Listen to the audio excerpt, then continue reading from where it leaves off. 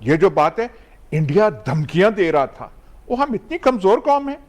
उस वक्त अडवाणी, एल के अडवाणी के एक दो बयान थे। हम इतनी बुजदिल और कमजोर कौम है कि एल के अडवाणी के एक दो बयान हम नहीं सह सकते कि देखिए उनका लबो लहजा क्या था, तो इसलिए एटमी धमाके करने निहायत जरूरी थे। इससे ज्यादा बचकाना सोच कोई नहीं। इंडिया में जिसने इंडिया को एटम बम बना करके दिया, डॉक्टर अब्दुल सलाम, उसने उसको सर पे बिठाया। नाम नेहाद एटमी रियासत, नाम नेहाद रियासत सेक्युलर जमहूरिया, मुसलमान होने के बावजूद उन्होंने उसको सदर तक बनाया। उसकी ताजीम, उसकी तकरीम में कोई कमी नहीं रखी गई।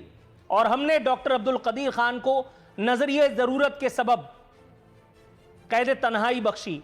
हमारा प्रोग्राम एक नहीं तो दूसरे प्रोग्राम में हम कहते हैं हिंदुस्तान ने यह कर दिया है, हिंदुस्तान ने बलूचिस्तान में यह कर दिया है, हिंदुस्तान टीटीपी के पीछे है और हमें पता है कि हिंदुस्तान फलाने।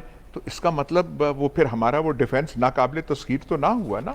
अगर इंडिया इतनी आसानी से बलूचिस्तान में भी आग लगा सकता है, फाटा के मामलात भी संभाल सकता है, तो फिर एटम बॉम्ब का क्या है।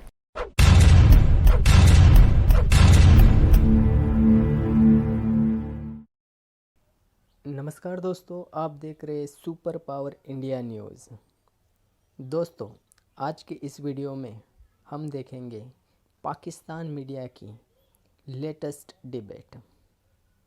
तो चलिए दोस्तों शुरू करते हैं। लेकिन शुरू करने से पहले यदि अभी तक आपने हमारे चैनल को सब्सक्राइब नहीं किया है तो सब्सक्राइब कीजिए और बेल आइकन को क्लिक कीजिए ताकि ऐसे ही लेटेस्ट वीडियो आपको मिलते रहे। तो चलिए दोस्तों शुरू करते हैं। उन्होंने जो खिदमात की पाकिस्तान के लिए, उसको कौम किन अल्फाज में याद रखेगी, आप किन अल्फाज में खराज अकीदत पेश करेंगे। और इसके साथ ऐड कर लीजिए कि अगर आज हम जौहरी सलाहियत के हामिल ना होते तो कहाँ स्टैंड करते। जौहरी सलाहियत हमारे पास ना होती तब भी पाकिस्तान कायम होता। तो जौहरी सलाहियत की वजह से पाकिस्तान कायम नहीं है। और जौहरी सलाहियत से ये जो कहना है, जो हम जुमला इस्तेमाल करते हैं कि हमारा दिफा नाकाबिले तस्खीर हो गया है, ये भी एक हमारी गलत फहमी है। सोवियत यूनियन भी न्यूक्लियर पावर था, उसके टुकड़े हो गए। हम ऐसी कौम हैं जो मिथोलॉजी में रहती है और मिथोलॉजी अपनी बनाने में हम बहुत माहिर हैं। हम कहानियों में रहते हैं, अलिफ लैलमी दास्तानों में रहते हैं। ये जो बात है इंडिया धमकियां दे रहा था, वो हम इतनी कमजोर कौम है। उस वक्त अडवाणी, एल के अडवाणी के एक दो बयान थे। हम इतनी बुजदिल और कमजोर कौम है कि एल के अडवाणी के एक दो बयान हम नहीं सह सकते कि देखिए उनका लबो लहजा क्या था, तो इसलिए एटमी धमाके करने निहायत जरूरी थे। इससे ज्यादा बचकाना सोच कोई नहीं। और एक और चीज आखिर में, ये जो हमने हर बात पे वो जो है कि इंडिया यहां पहुंचा है तो हमने ये डेटरेंस करना है, ये करना है, एक न्यूक्लियर रेस। भाई एटम बॉम्ब बहुत बड़ी डेटरेंस होती है।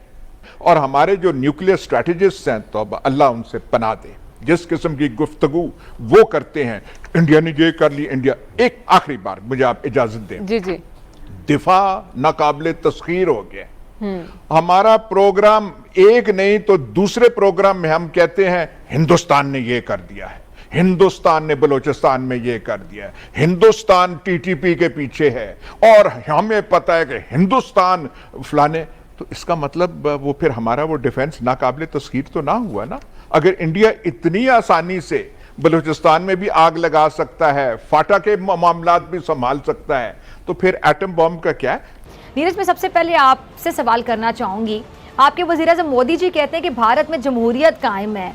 जमहूरियत कहते हैं किससे हैं? शाम में मुसलमानों पे हमले की जो वीडियो सामने आई है, हम ये समझे कि ये आप लोगों की जमहूरियत है? नमस्कार, जय हिंद, जय भारत। सबसे पहले तो आप सबको सलाम हमारी ओर से। ये हिंदुस्तान का प्यार है जो आपको सलाम किया जाता है। आपने बड़ा सीधा सा आरोप लगा दिया हिंदुओं पर या किसी भी कौम पर। आरोप लगाना बहुत आसान। अच्छा, ये हुआ ही नहीं? नहीं, बिल्कुल नहीं। दो लोगों के झगड़े को, अभी आपने असम का जिक्र किया कि मुसलमानों पर हमला किया। असम में मुसलमानों पर हमला नहीं किया। असम और मिजोरम का झगड़ा था, उसको लेकर के दो स्टेट के झगड़े को आपने हिंदू मुसलमान का रंग दे दिया। बताइए ये कैसा, ये मीडिया नहीं हो सकती ना। मीडिया का काम है सच को दिखाना, सच को सामने लाना। मीडिया का काम प्रोपेगेंडा फैलाना नहीं है। आप जो कर रहे हैं वो प्रोपेगेंडा कहते हैं। मीडिया का काम सच दिखाना है, हम प्रोपेगेंडा सच कर बताना रहे है। हैं। बिल्कुल आप कर रही हैं। नीरज आप तो मेरे कैसे बड़े भरे बैठे हैं, आपने पूरा गुस्सा निकाल दिया। डॉक्टर अब्दुल कदीर खान साहब के इंतकाल के बाद फरेब का ये कारोबार सुबह से उरूज पर है और अब वक्त गुजरने के साथ साथ इसमें और तेजी आती जा रही है।